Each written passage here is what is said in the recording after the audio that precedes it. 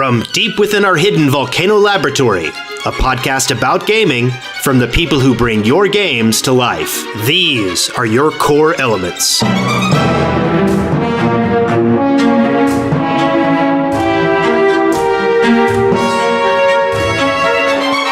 Core Elements, episode 60, recorded on May 1st, 2014. I am Wes Wilson. I am Spencer Williams, and with us today is Phil Tibitoski. Say hello, Phil. Hey there. And you are known for doing a game that is one of my favorites. Tell us what you work on. I work on Watch Dogs, and it's coming out soon. It's going to be great. It's going to be a lot of cars, a lot of explosions. You can hack everything. No, I work on Octodad over at Young Horses. And you sound very enthusiastic about that.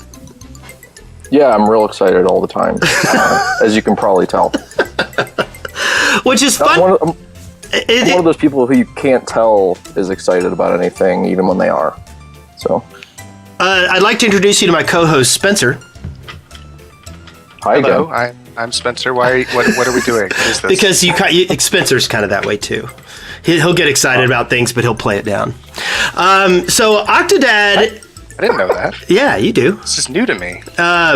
So Octodad, actually, when the first one came out, we did a Let's Play of it with the Dead Workers Party, and I giggled the whole freaking time. And the new one's out, and I started playing it, and I've been giggling the whole freaking time. Do you realize how much joy that you've made? I mean, it's born of just like our pain. So, yeah, That is the best interview answer I have ever heard in my entire life. Oh my god! So we're really happy with how people have been, how receptive people have been to what we do. So, and like, you're with a team of people. How many people are working on Octodad? On Deadliest Catch, we had 9 people work on it. And on the first Octodad, there was 18 people. 18 people? That's a really big indie team, isn't it? Yeah, I mean, no one was getting paid, and it was a student thing. So, but yeah, it's still a pretty big team. Do you feel? Go ahead. I do feel. It was supposed to like emulate a real studio, basically a real small studio. So. Well, cool. Do you feel like Surgeon Simulator totally stole your bag? No, I mean, theirs is more short form, kind of just like, hey, complete the scenario and fumble your way through it. And ours is more, we're actually trying to deliver a bigger, I don't know about grandiose, but just like meaningful story. And message rather than it only being the funny stuff, even though that's what people thought it was for a really long time, just because we didn't show story stuff until like announcing the launch date, I think. Yeah. So. And is this the first company you came out of school with Octodad, and this is your first company? Yeah. I mean, a couple of us worked other day jobs while making Deadliest Catch. Like I was a programmer at an advertisement technology company, and a couple of our other guys worked at a casino games company. One guy did construction, and another person on our team worked at a school that teaches through games. So it's kind of crossed all over the board. And this is our first like video games company that we worked for that we made actual video games for. So, and you're also very active with the Indiecade, correct? With Indiecade? Yeah. Don't you and Rami work together on that? Oh, you mean with the Mega Booth? Yeah, Mega Booth. Yeah, sorry. Yeah, I mean, I used to be for the last year or so. I helped out a little bit with that. Me and Rami helped out Kelly Wallach, who runs it. But I've kind of, ever since Octodad started taking up more and more time, I started having to kind of pull back from it just because I didn't have time to spare without going completely insane. So. Well, okay. We will talk more about your work This is where you can go ahead and say it, Spencer. Well, no, I wanted to. Okay, I'm just gonna do a little interjection here.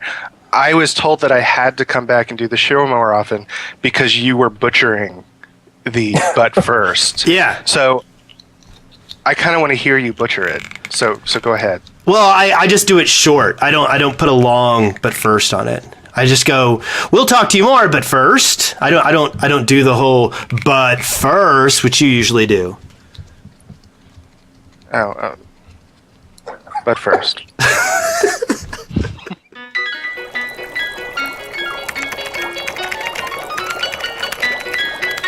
Lab notes.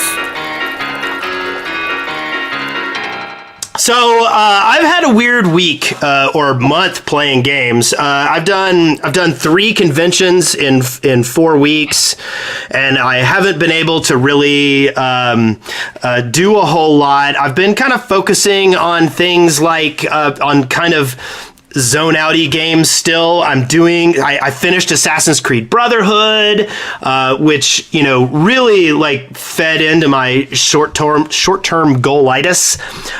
It was always, hey, I'm going to do some big thing, but look, there's 6 things on the way I can do, and it felt very rewarding. And I'm kind of mad at myself for buying into so many of the little tiny quests. Like I don't know why I felt the need. What do you mean? You're mad at yourself for it? Well, yeah. Like, I mean, really. Like a weird place to take yourself. But I mean, really. So. Oh, a side quest. Ah, I hate myself. But seriously. I'm so ashamed of enjoying this game. Oh. But like, when you've got a short amount of time to play a game, and then some hooker on the street goes, "Oh, somebody's trying to poison me." It's like she's a courtesan. She's a hooker.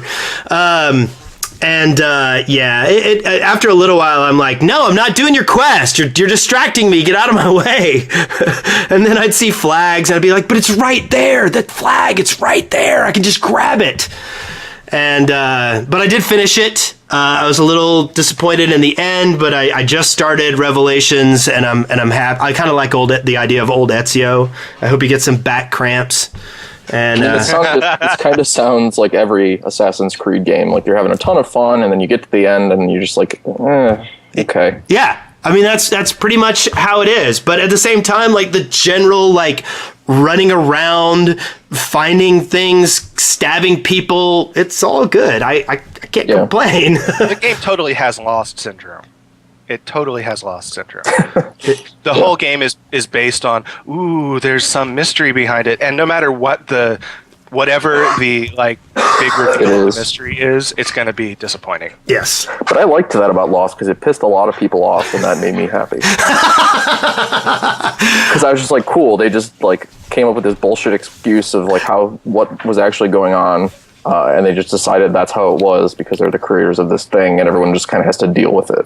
I thought that was cool. But I'm a jerk, so I can feel you. In Revelations, I can't wait until you see the polar bear, Wes. So after that, I also decided, because I figured that I should play some other games since I'm like this guy who talks about games, and so I picked up Fracked. Yeah, so did I. Because I saw it at the at PAX, and I was all excited about it. Yeah. It looked really cool, and I haven't been able to like get into the actual meat of the game. I just keep walking around. Doesn't it look like how games were supposed to look like back in the 70s? Mm-hmm. Like in the late 70s, early 80s, how we thought games were supposed to look like in the future. That's how Fracked looks. Mm-hmm. It also looks like Out of This World. Do you remember that adventure game, Out of This World? Yes. It reminds me of that a lot as well. But it's very rotoscoped, yes. Yes. But shut up! I hate you. But I can't. Like, I haven't been able to get into the actual meat of the game. I just keep walking around and seeing things that make noise. I found some teleporters, and So early alpha or early access. Woo! I'm looking forward to. Is it early access? I don't think so. I thought it was. No, that's a full release. Is it really? Full release, yeah. Yeah. Oh, guys, come on. So I hope I enjoy it when I get into the meat of it. Well, I mean, it's kind of like Myst. Like, I don't know. I played Myst when I was like 8, and I didn't understand it, and I just walked around and touched things, and then I got mad, and I never played it again. But Fract I really like because I like rhythm or music-based games. So what Phil is saying, Wes, is you'll enjoy Fract when you grow up. Yeah, Right. I understand. Yeah. Well, I like music games too, and so I was all excited about it, and now I imagine I'll be excited about it once I get to the actual music game part of the music game. Well, yeah, it takes some time because it's just basically like, here's the world, good luck. Yeah. Do you know what it reminded me just a little bit of? It reminded me a little bit of Antichamber. Because it does just sort of plunk you down and say, you have at it. Right. You know, no real instruction, just here's some stuff, go do it. And it obviously doesn't have the whole, you know, Antichamber is very much about messing with your head, and Fract doesn't. But it felt very similar to the setup in some regards. So other than Fract, I poked around with WildStar some, and it has confirmed the notion that I am MMO'd out. I have very little interest in playing an MMO right now other than keeping up to date with Guild Wars 2, but WildStar is good.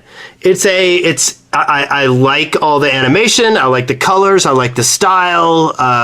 The quests, some of the quest stuff has been really fun. The cutscenes are good. I'm enjoying it on the whole, but on a scale of 1 to 10, I'm just, I'm like a -3 on MMOs.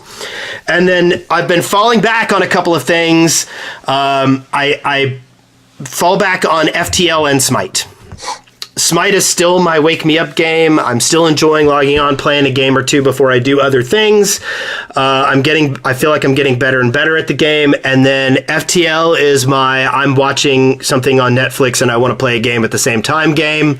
And I've been really kind of surprised that I haven't noticed more improvement of the game since the release of the expansion. But all in all, it's still fun. So what about you, Spencer? Okay. Well, let's see. I've been dipping my toe into a lot of things, but really the big high note is I managed to finish South Park: Stick of Truth, which I thoroughly enjoyed. You know, Morgan Freeman was there in the end. It was fun, and it was silly, and the whole thing was a middle school joke taken so far that it became funny again, and that's when South Park is good, and so it was funny, and I enjoyed it. And then I deleted it off my hard drive, and never again shall it see the light of day. I like that. But I don't want to start anything else, I don't want to play games. I just don't. Have you thought about this? What do you mean? Have I thought about it? Well, I mean, have you thought about it? Like, what's your motivation here? What's going on with you, man? Well, there's a couple things. One, I don't have time to play games. But that's not really a valid reason. Because if you really want to do something, you find the time to do it. Right? That's just the way it works. So I find myself, I've been reading a lot more. And one of the things that I've been noticing as I've been reading more is how dreadful narratives in games are. And I know that a lot of people say story in games is something, that is unnecessary, and why are you even paying attention to the story? Well, I like stories, so... I just want to, hurt the people who say that. I do too. Like, to me, it's all about storytelling. Like, that's all I really care about. I'm not a mechanics-driven sort of guy. The reason I like Threes more than 2048 is because Threes has character to it, and all the little pieces have different faces and personalities and stuff like that. And I care much more about that stuff than is this mechanically sound or whatever. It's also mechanically better. So. Well, I agree, but I'm just saying.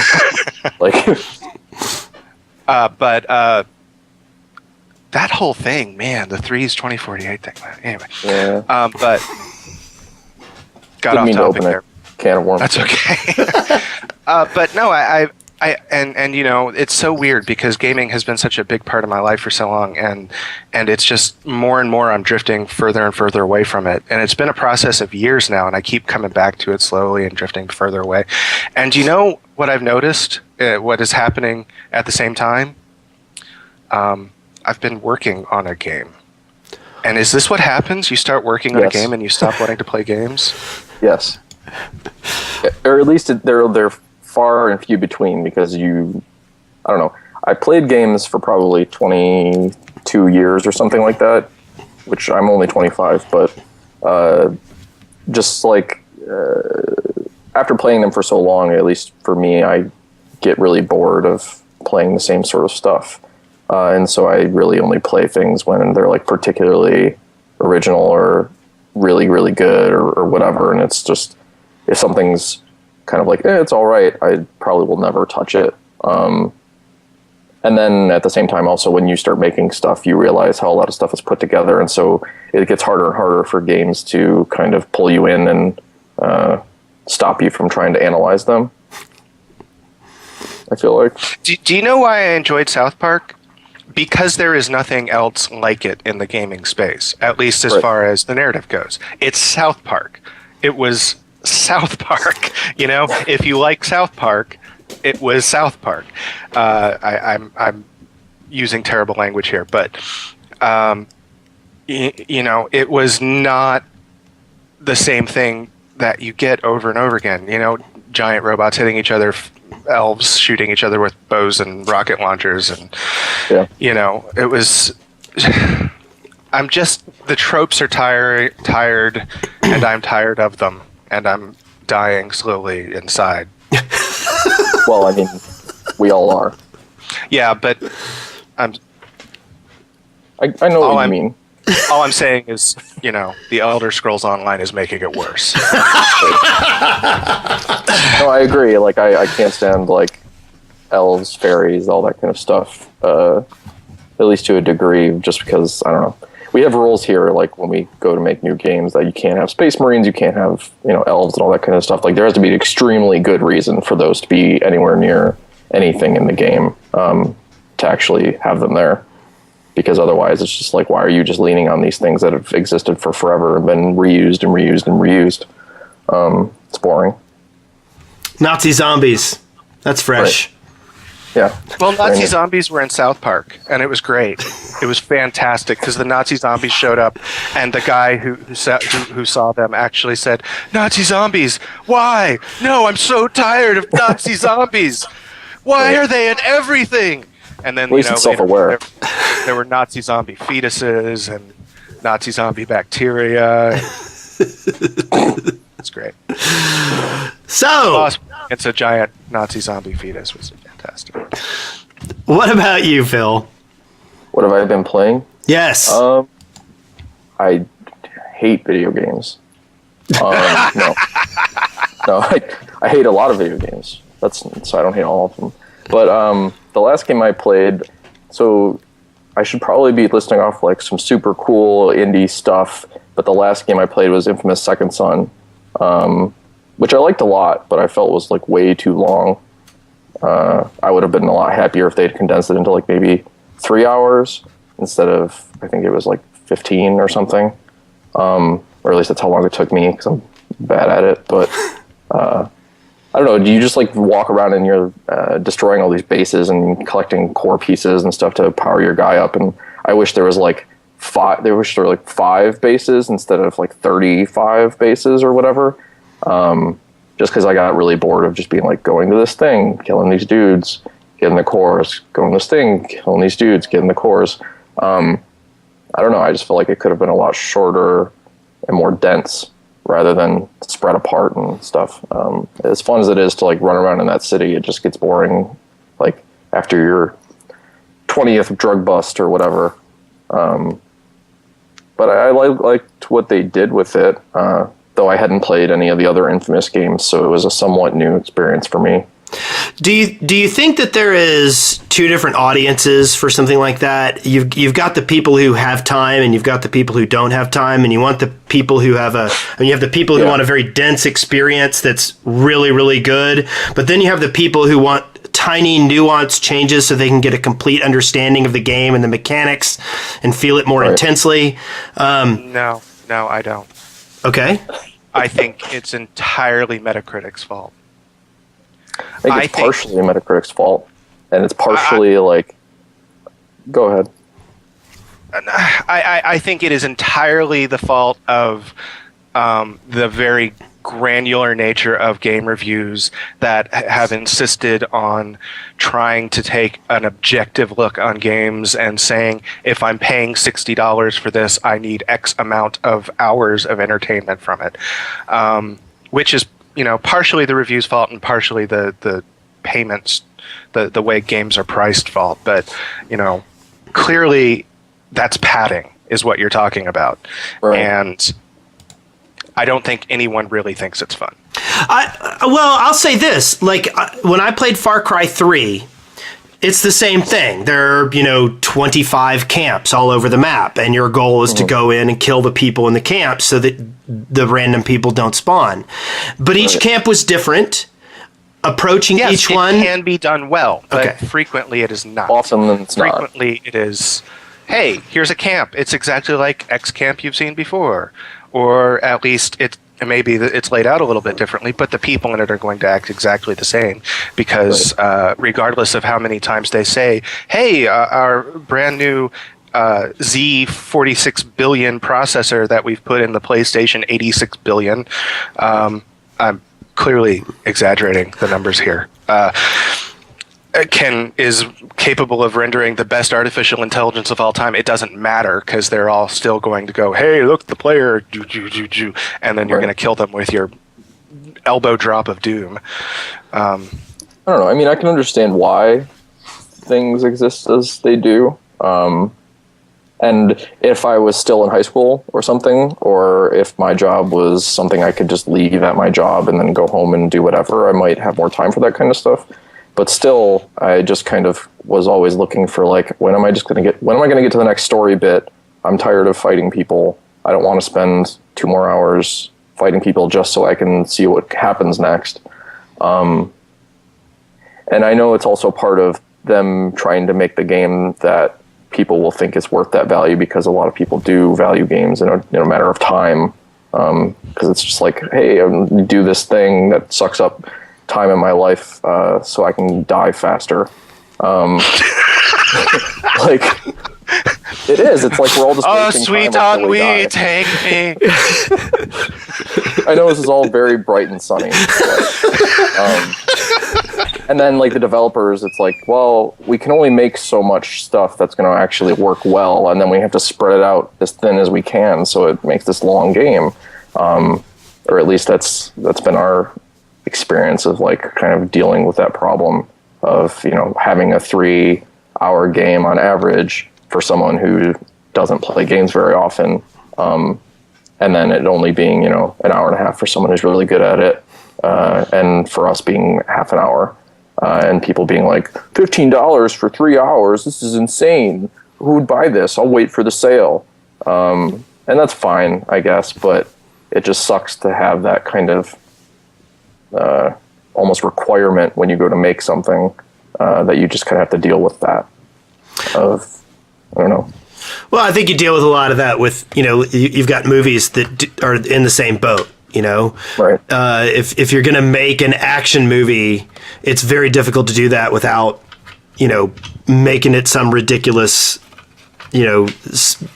quadruple dozen million movie.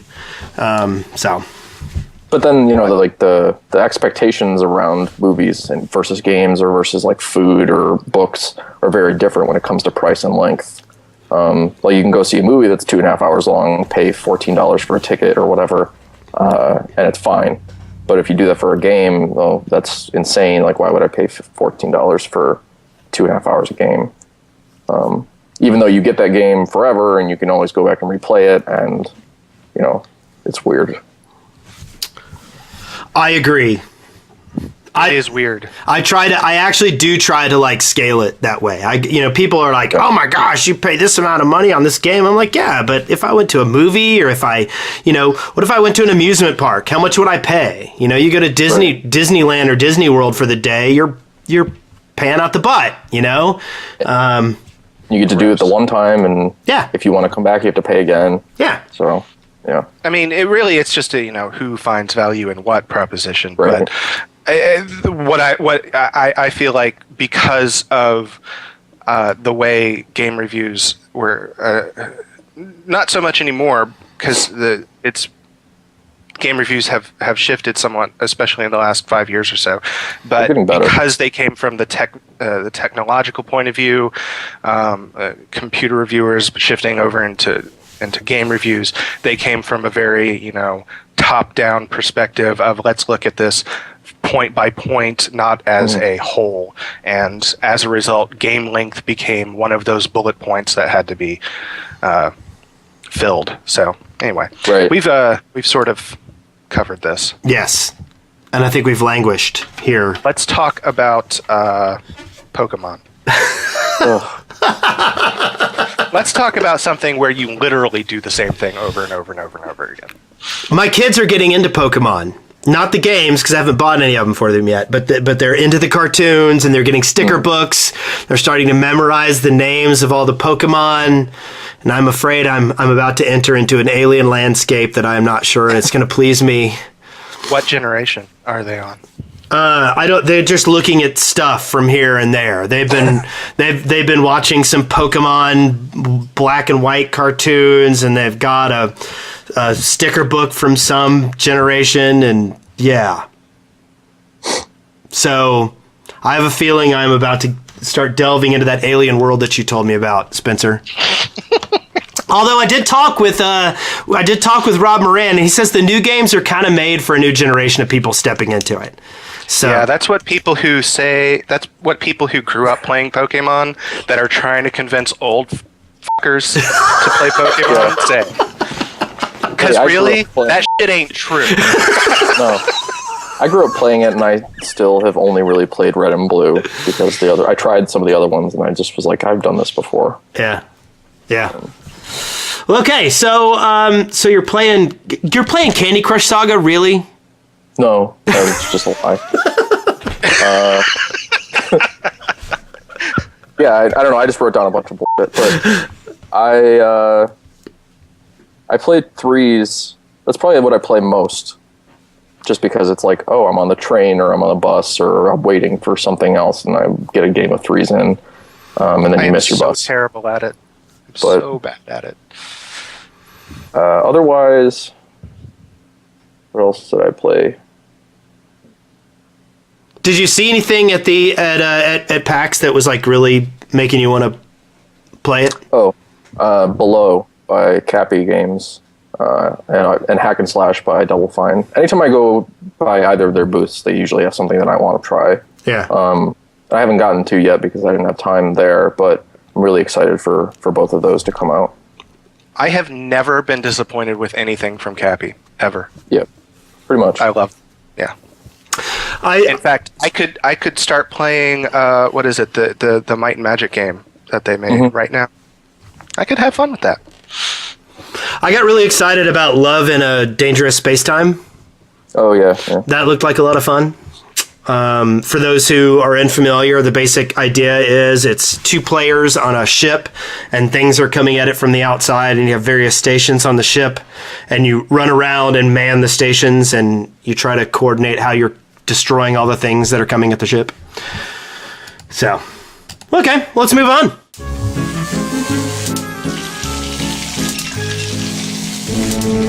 Eureka! Ow! So I read an interesting article this week, and it basically was talking about, how some of the big companies will buy up these smaller companies. And specifically, it talks about Bullfrog, who made a lot of really amazing games, and then EA bought them up, and it just kind of all went to crap, and nothing ever came out good from them again. And now, we should note who was behind Bullfrog, right? Go ahead. You know who it was. Yeah. You know the name. Yes. I don't say it aloud, so you go ahead and say it. Peter Molyneux. Don't say it in a mirror. I shouldn't say it 3 times. Don't say it 3 times while looking in the mirror. Bad things will happen. So anyway, one of the things that this article kind of talks about is that when game companies get bought up, they also have a lot of capital come at them, and it changes the whole dynamic of everything. You've got basically these companies who are used to kind of fighting and scrounging, and all of a sudden they have the room and the space to work in a more leisurely manner, and a lot of times that messes things up. Either that or they get put into a much more structured thing and they're not able to necessarily adapt to that either. Are you open to the possibility of your company ever being bought, Phil? It would just depend on who it was and for how much, but it's unlikely. I don't think anyone's stupid enough to try to buy us, just because we create things that at least initially don't sound like they would ever go anywhere or anyone would ever want. But I don't know. It depends, because it depends on if they're buying us for the talent or if they're just wanting to own the company so that they can get profits from what we make, or if it's like, oh, we want this team because we want them to make this thing for us that they think we would be good at. There's so much that goes into a company acquisition like that article kind of talks about, that would completely change our view on that. So, do you think that your company benefits from being small in some ways? Oh, for sure. I mean, it's super nice to know everyone you work with.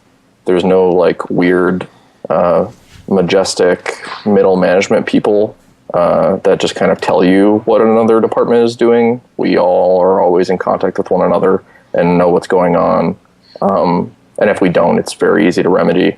So I really don't want to work somewhere where I don't know everyone. Can I tell you what my issue with this article is, just in general? Sure. It's not really the big sort of reveal that it looks like.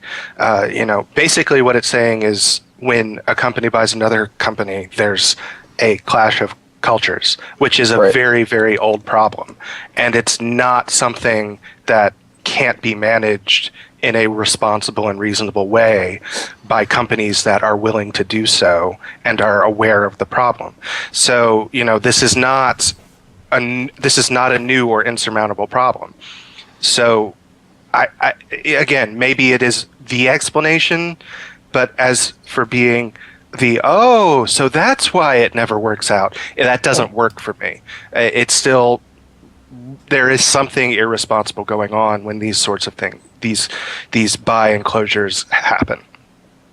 Right, and that may be obvious to you and me maybe, but for either someone who's never been part of a company that's been bought, or someone who's never been in that like corporate structure, or I don't know. There's like a lot of news that's not really news because it's stuff that a person who has nothing to do with games industry would have no idea about how it works, and that kind of stuff just circulates in and out of the news as new people get into games, I guess, or at least that's how I see it. So there's a lot of stuff where I'm like, oh yeah, this is obvious why this happened. Why is this news or whatever? But then I always remember that not everyone else is drowning in video games all the time. There have been so many references to death in this episode. This is my favorite episode we've ever done. So I actually do have some news that seems to be surprising people. And this was something that Rami posted on his Facebook and on Twitter the other day. Basically, it's about YouTubers approaching. No, I'm not gonna get into the gender one. That was really brutal. Yeah.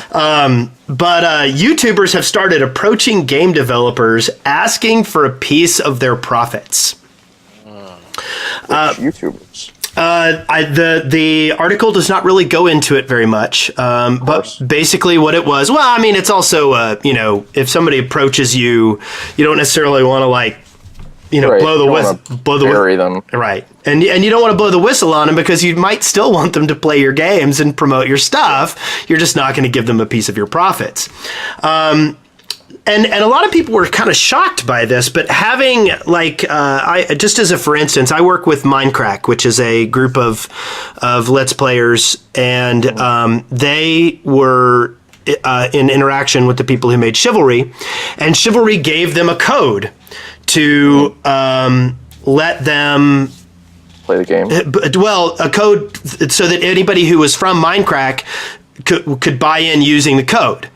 Okay. And discount. yes, and 30,000 people used that code. That's 30,000 copies of an indie game generated off of some Let's Play content. Now, given many of those sales might have taken place otherwise, so it's not 100% dependable, but that's a sizable response, and so it's not 100% unbelievable that YouTubers might, especially, groups and popular groups of YouTubers might approach a game and say, hey, look, we can offer you our audience. We just want to make money off of it. Have you heard of this at all, Phil? Not until you mentioned it. I don't know, anyone we've ever worked with has just been like, hey, give us the game for free and we'll cover it, and it's not a big deal. And it's kind of like, hey, do you want us to link to these portals where people can buy it? How do you want us to represent it? That sort of stuff. Usually YouTubers are super accommodating, like nice people, but I don't think it's a bad thing that some are asking for a little bit of a cut, though it just depends on what they're actually offering. Right. It's like, are they going to stream this every week on this day for this long? And are they going to have a buy button like right in the description and also in the little notes that pop up in the video and stuff? Or I don't know, because I don't know, the faster you can get people to the buy page from watching the video, the better, because you forget about it after 15 minutes or whatever. News and stuff like that on the internet is so fast that I might be looking at this video of this really cool game that I think is amazing, but then as soon as I pop over to read something else and I close that tab or whatever, I might forget about it and never end up getting it. Yeah. So I guess it just depends on what they're offering. But it's like any other advertising that you would pay for, so I don't see why it's so insane to some people. Yeah. Well, some of the arguments against it have been that the people doing this are already being paid. They're being paid by the advertisers on the videos, and that and so there's some That's not a valid argument. No. There is absolutely no reason why someone should not seek multiple streams of revenue, because one of the worst things someone can do is depend on a single stream of revenue, especially in a field that has so many question marks as depending on YouTube, especially with the problems with potential DMCA takedowns and all of that stuff. So that is not a valid criticism. Because there's so much out of their control that I can't see it being crazy to want something that's definite like that. And to be honest, I'm not sure why there should be criticism of this. What does it matter to a viewer if a YouTube personality has worked out a deal with someone entirely independent of them?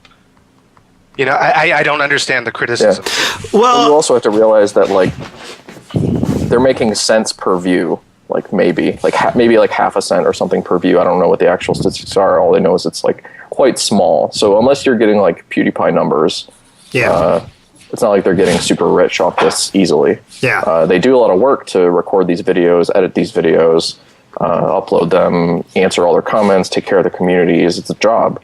It's not easy. We know. But at the same time, I kind of look at it in the same view as the way I look at the Netflix Comcast thing. Why shouldn't Netflix pay Comcast to get faster rates? And you're talking about an entirely different Like, I Well, feel like it's a bit different with a company who's you're trying to be a monopoly over all, internet access in the nation compared to, a YouTuber trying to get a cut of one game or something. well, comparing giraffes to orangutans. I might be, but at the same time, I get the vibe. Am I allowed to get the vibe? Can I do that? No, I'm sorry. I'm ganged up on this time. Your vibe. But and like Control Alt Delete did a joke earlier this week that cars were going to start like giving you better gas mileage if you use particular brands of gas and things like that, and it all stinks of that. Like I can't help but feel in my heart of hearts that there needs to be a separation of what's being done here, and that if we start cross pollinating across this stuff, it muddies the situation and makes a certain amount of complexity that is not necessarily going to be healthy in the long term for the environment. You're right. All I want is non-GMO podcasters. I guess you could argue about like the ethics of it, like, oh, if they're getting a cut of this, will they like the game more, that sort of thing. But the world is not a happy, perfect place. Well, so, true, but like imagine if. Imagine if it gets to a point where the standard operating procedure is to pay for it, and all of a sudden you've got all the big companies paying the YouTubers to cover their products on a regular basis, and the indie companies start getting kind of knocked out. I don't know. Slippery slope fallacy, Wes. I don't know. I'm not all that worried about that thing. I think people would just end up finding a different way to stream their content. Like they wouldn't go to YouTube or wherever is like putting that in place, and they'd just be like, "Fuck you guys, we're gonna go." Stream on this service that doesn't do that. Yeah. And I think a lot of the YouTubers have a lot of integrity in that they would go and be like, no, actually, we're not going to do this, or we're going to still cover games that can't pay us this amount, an equal amount of time because we think they deserve the coverage. Yeah. See, I can be optimistic too. So. Well, and I, the groups I've worked with, are very, have been very honorable about that kind of stuff.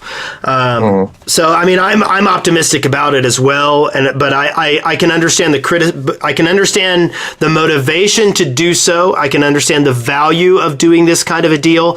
I can also understand the criticism of it. And that's why I thought it made a good discussion topic. Oh, it was a good discussion topic. Yeah, we talked about it. Can I say how much I am enjoying? This never happens. I'm not the odd man out this time. There's someone on who agrees with me. Fantastic.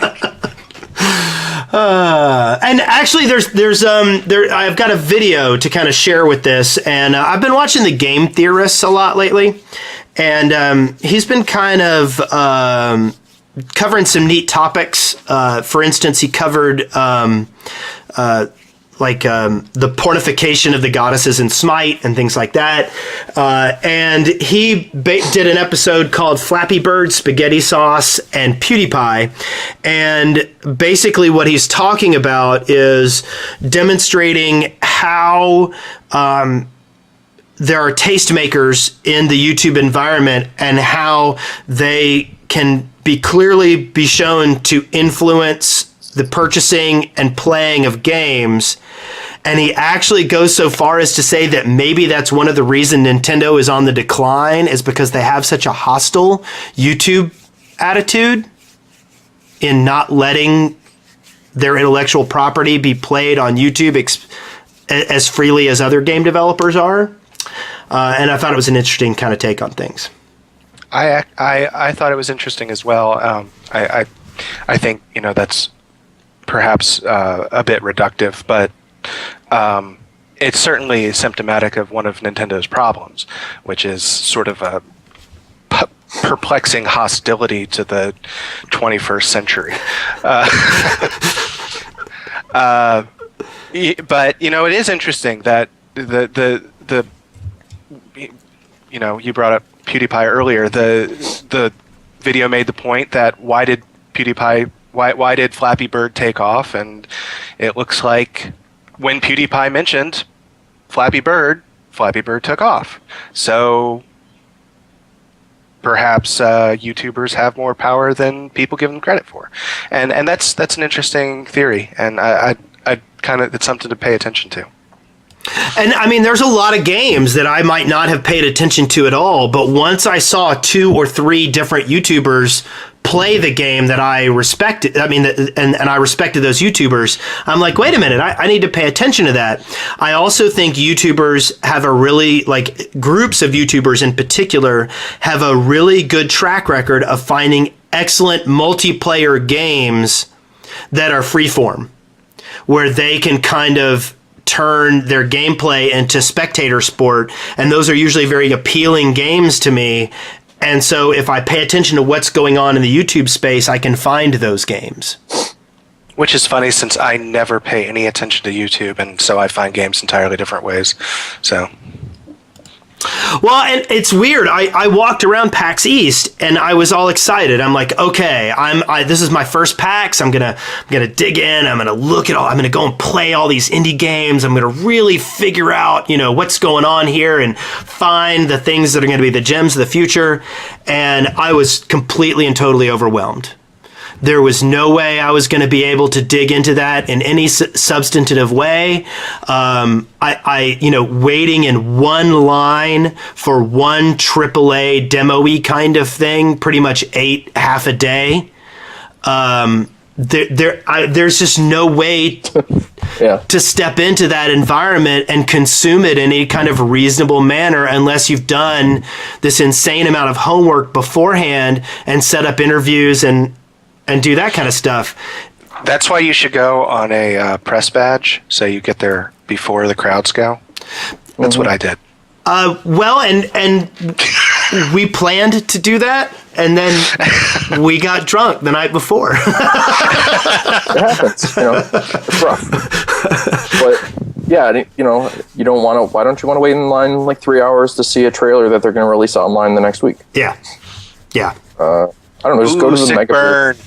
Just go to the mega booth and walk around there, and you can usually get in to play a game within 5 or 10 minutes at most, or just hop on in and play, and then you can play 90 games over the weekend instead of 3. Yeah. So it was kind of cool, though. I was interested to see who had big booths and who didn't. I didn't even try to approach the Riot booth. That was this insane, chaotic mass of people.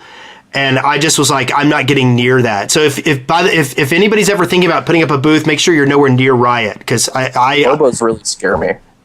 Yeah, or at least the audience. There's just so many of them. But I was really surprised. I was really surprised by Lichdom's booth, their Battle Mage booth. Xaviant that I've had on this show twice had a huge booth right there at the beginning of the place, and I was like, you go, guys. And then I thought WildStar really dug in good. Why are you laughing about that? Weren't they the ones with that huge stage and stuff? Yes, that loud, obnoxious stage that I wanted to light on fire. Well, there was the Trials thing that had the people on the bikes going back and forth all the time. Did you see that? That was kind of cool, but I'm also, a 90s kid who skateboarded for 5 years, so. Yeah. So I've got one other video I wanted to share with you, and this kind of goes in with some thought processes that this show has kind of put forward for a while. And this was basically. Oh, no. Well, it's from.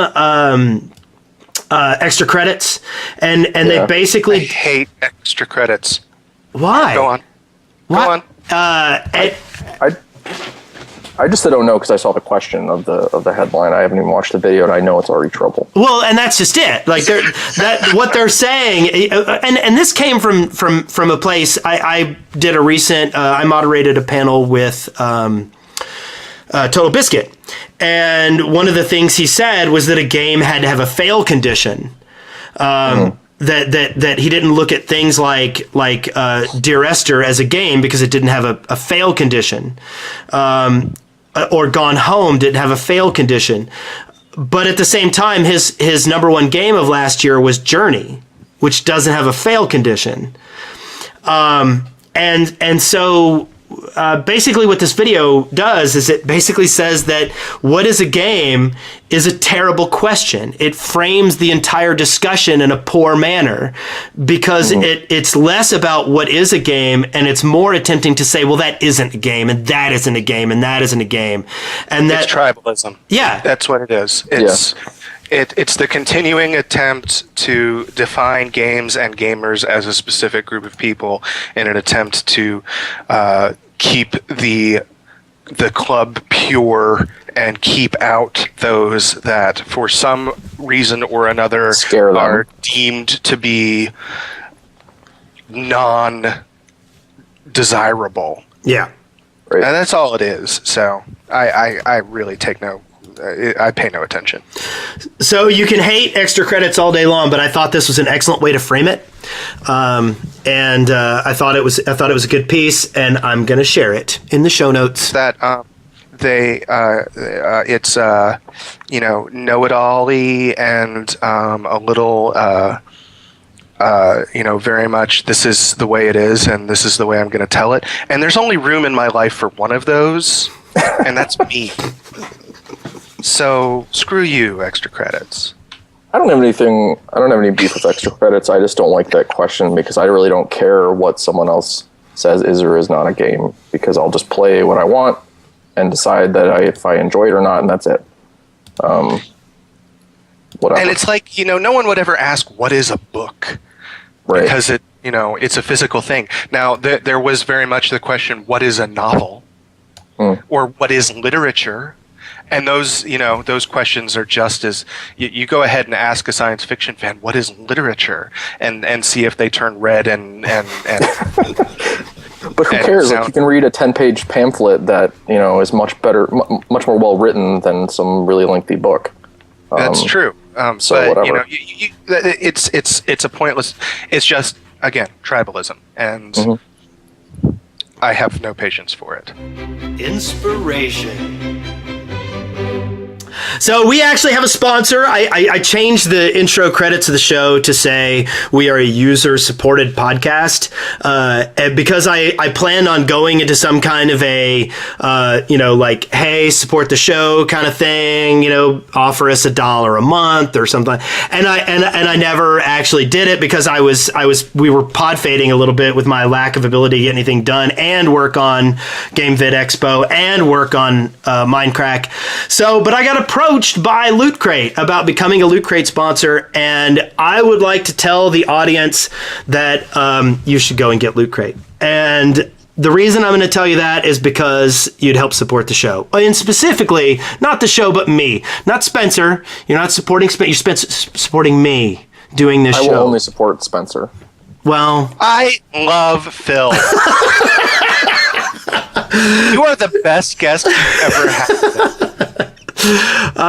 So if you want to go and sign up for Loot Crate, use my link, if you would. I'll put it in the show notes. It's lootcrate.com/Wes Wilson, and sign up for Loot Crate. Help support the show. They've got some really great stuff. I'll do an unboxing video when I get my first Loot Crate in, and you can take a peek at the kind of stuff you get. T-shirts, nerdy swag, all that kind of stuff. lootcrate.com/Wes Wilson. Support the show. Don't support Spencer.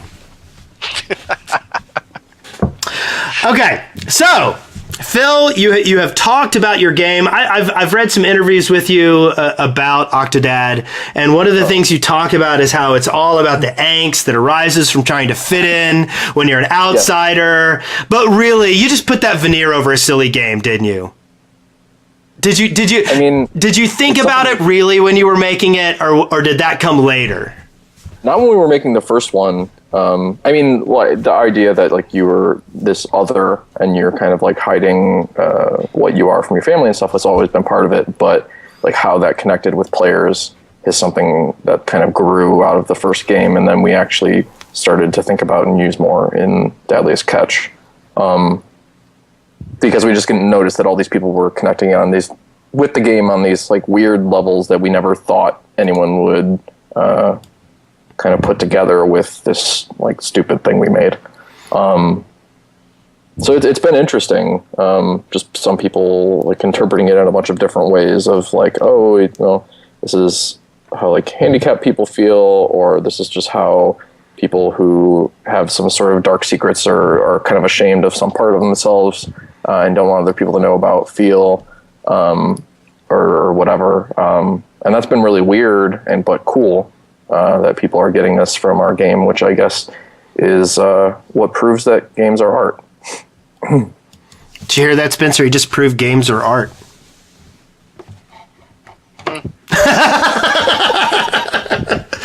It's taken us a while to get here, but we're here. They're art now. Did you? How do you feel that the second your attitude towards the second game, other than like thematically, like trying to make it more of a story oriented kind of thing? How do you feel that the experience changed from 1 to 2? Well, I mean, we tried to make it a little bit more than just kind of the fetch quests that made up the first game, or at least made up a lot of the first game, and tried to implement a lot of more interesting things you could do, or at least ways in which you can interact with the environment. So like through, like in the Amazon arcade level, there's a bunch of different weird stuff you can do, like where you can play air hockey. So you have to grab the air hockey paddle or whatever and like hit the puck and stuff, rather than just like grabbing the puck and like putting it in the goal or whatever.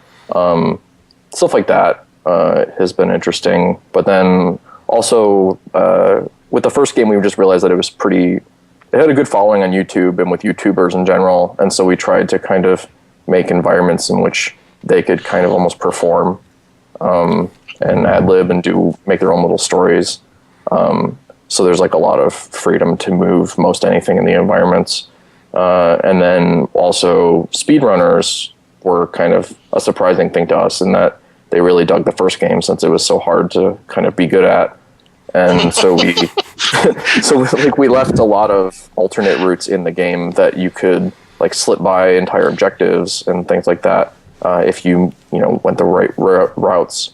And even though that may have maybe broken what we wanted players to do, we left them in because we thought it'd be cool for speedrunners to be able to find them and use them if they wanted to. That's been an interesting thing that I started watching, like the Legend of Zelda Ocarina of Time speedrunners. The guy that's been breaking his record like all the time, and that's a whole different thought process. Like it's a whole different way of looking at games. I've been kind of fascinated by it. What do you like? Do you are you going to continue working on Octodad stuff? Are you pondering something new? How tired of it are you at this point?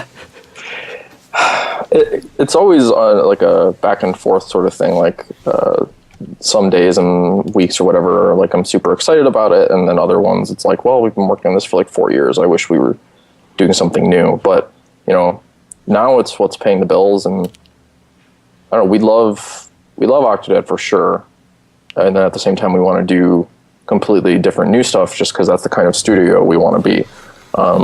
We've started working on some DLC stuff, which I think is pretty cool because like having released the game and gotten like a ton of feedback all at once allows us to apply a lot of that to future content, which while making it is a lot harder to do because you don't want to show off so much.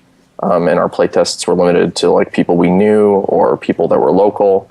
And then, releasing the game, it's like, oh, here's 90,000+ people telling you what they love or hate or whatever about the game. And now we can take all this and apply it to this new content we're making for it, which is nice because we found, at least initially, everyone pretty much hated the last third of the game, or at least a lot of people did, because it got like, I don't know, we started getting bored. Did you focus test? Is that what you're telling us?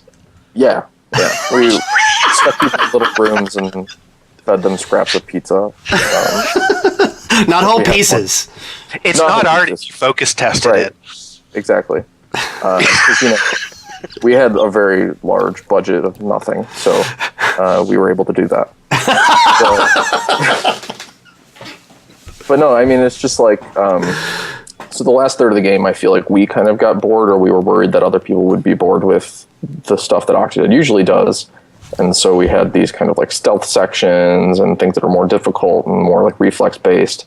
But and I don't know, I guess we were just kind of blind to it because we just like wanted to get the game out the door, and we'd been working on this for so long, and then realized that was kind of a terrible not terrible, but like a bad mistake of departing what Octodad should really be about. And it's just like these normal situations where they're kind of low pressure in that there's no time limits and stuff like that, and you get to just kind of play around and fumble your way through normal things. And so we're kind of trying to go back to that with the new stuff we're working on, because it just ends up being the most funny to the most people, and I think that's one of our main goals. Well, it really amazed me when I picked up the new game and started just the sheer, I'm not kidding, I was just giggling out loud at how awkward and preposterous the whole like environment was, and walking through the wedding and knocking things over, and it's one of those plebeian things that I can't even really, I mean, it was so pleasurable, and at the same time I'm kind of laughing at myself for laughing. Right. It left me in a weird no man's land of, aren't I supposed to be into intellectual games? This is not.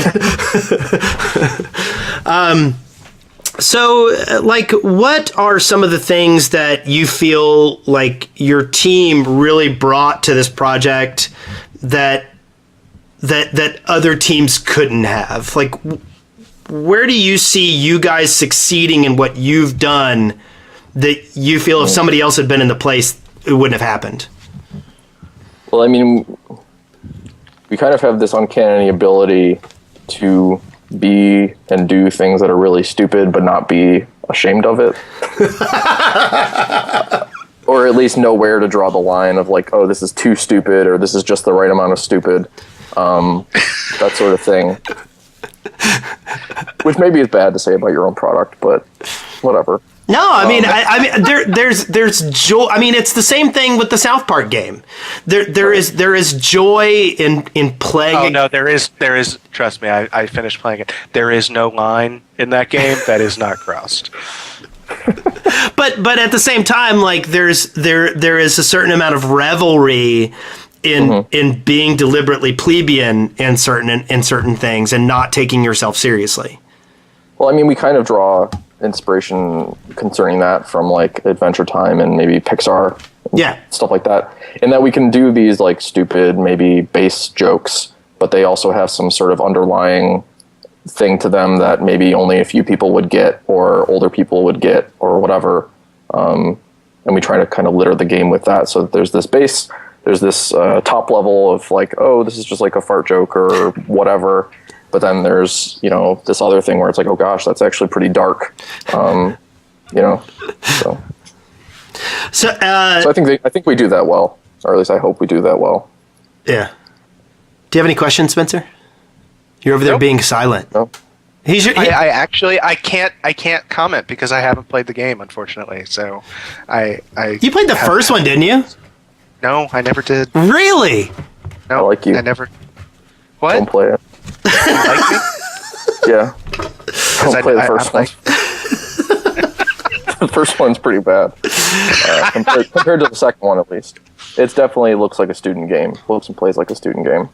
But I have a thing about student games in general, and that's that I try not to play them in general. Nice. It's just for example, what was it? The Portal, the precursor to Nerbacular Portal. Drop. No. I went back and played Nerbacular Drop after I had played Portal because I wanted to see where it came from. And that's what I would do in this case. Like I would go back and play the student game after I had played the sort for sure, yeah. You can go back afterwards and be like, wow, this is a lot worse. Yeah, that's like I'll read the book after reading the movie. Watching the movie. But see, I enjoyed the first one so much, and I gotta tell you, the stupid theme song still goes through my head regularly. Like I will be walking down the street singing the Octodad theme song. Both of those theme songs are things that we really didn't plan out. The one for the first game, I think it was like Dinosaur Rex and I can't remember their name. Eigentones? Yeah. And we just were looking around for songs about being suspicious and octopi, and we came across that one and we really liked it, and we weren't going to sell the game, so we just emailed them and we're like, hey, do you mind if we use this theme song in our trailer? And they were like, yeah, sure, as long as you're not making money off it, we don't care.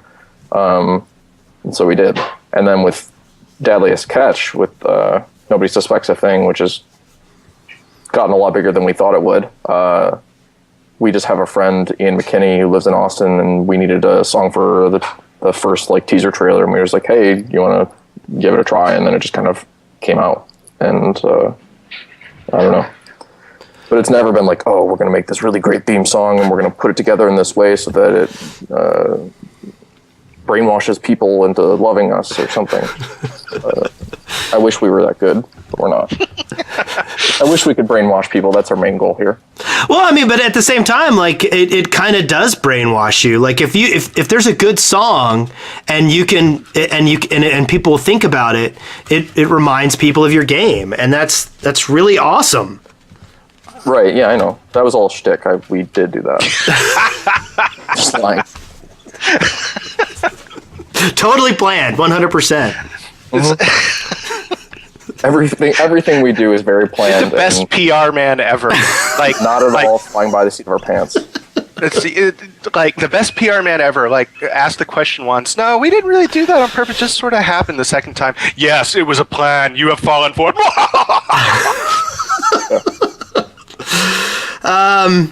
Well, okay. I think we've exhausted our hour. I'm so glad we've had this time together. Don't. What? Come on. I said don't sing. That's what I said. Okay. You heard me. Very few people should sing.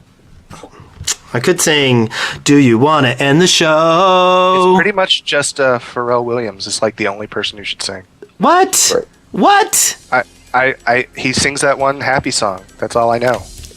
I don't even know what I'm talking about. I don't. Yeah, I wouldn't even imagine you being a fan of the song. I'm not. I'm not at all. I hate that song. Because you're not happy. I like the minor key version. I haven't heard that. Sing it in a minor key, and it's not a happy song anymore. Well, yeah. So we'll get Matt Mulholland to do it like he did Rebecca Black's Friday. Do you remember when he did that? The depressing version? Oh, it's hilarious. No one remembers that. I do. I love you, Matt Mulholland. He's awesome. I want to get him to play at my convention. Okay. Well, Phil, thanks for joining us. Thanks for having me. Yeah. Hopefully I didn't drag it down too much. I loved having someone on my side for once. You know what? Mic drop. I'm done. Show's over. Never doing this show again. 60 episodes and he's out. So, yeah, we'll see you next week. Later.